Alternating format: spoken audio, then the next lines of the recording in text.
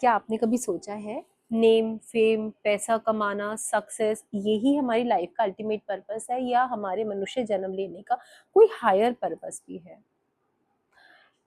वैदिक एस्ट्रोलॉजी में 9 to 12 houses हमारे हायर पर्पस, लाइफ के हायर पर्पस को दर्शाते हैं, जिसे हम दूसरे शब्दों में धर्म, अर्थ, काम और मोक्ष भी बोलते हैं।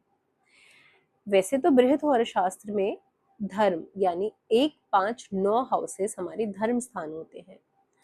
अर्थ यानी 2, 6, 10 जो कि हमारे अर्थ के स्थान को मतलब कर्म के स्थान को दर्शाता है। काम यानी 3, 7, 11 हमारे की गई मेहनत से मिलने वाला फल हमारा 3, 7, 11 से देखा जाता है।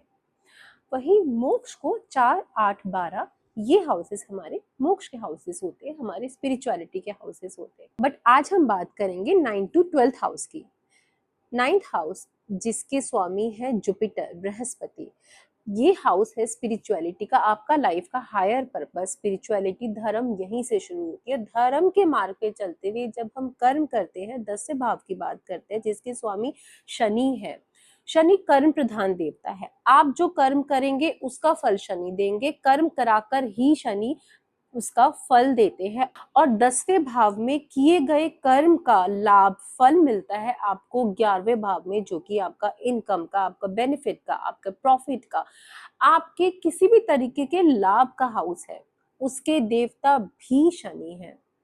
सो कर्म और कर्म से मिलने वाला फल दोनों ही शनि देते हैं। अब आता है हमारा लास्ट हाउस जो कि है 12th हाउस। 12th हाउस के स्वामी बृहस्पति है। 9th हाउस के स्वामी भी बृहस्पति है, 12th हाउस के स्वामी भी बृहस्पति है। तो जो आपने स्पिरिचुअल जर्नी 9th हाउस में शुरू करी थी, कर्म किया, 10वें में एक सीधे रास्ते पे चले, आपने कुछ गलत नहीं किया, 11वें में उसका फल मिल चुका है। अब 12वें में आपको मोक्ष के लिए अग्रसर होना है, liberation, isolation. This is a house where you get spirituality, the higher meaning of your life, the higher purpose of your life. And the final destination is moksha only. 1 से 8 हाउसेस तक में कितनी भी प्रॉब्लम्स है, कोई भी house हमारा afflicted है, अगर हमने 9th to 12th हाउसेस को भी पॉजिटिव वे में अलाइन कर लिया है, तो हमारे 1 से 8 हाउस तक में अगर कहीं एफ्लिक्शन है, कहीं प्रॉब्लम है, वो भी प्रॉब्लम सॉर्ट हो जाती है, दूर हो जाती है।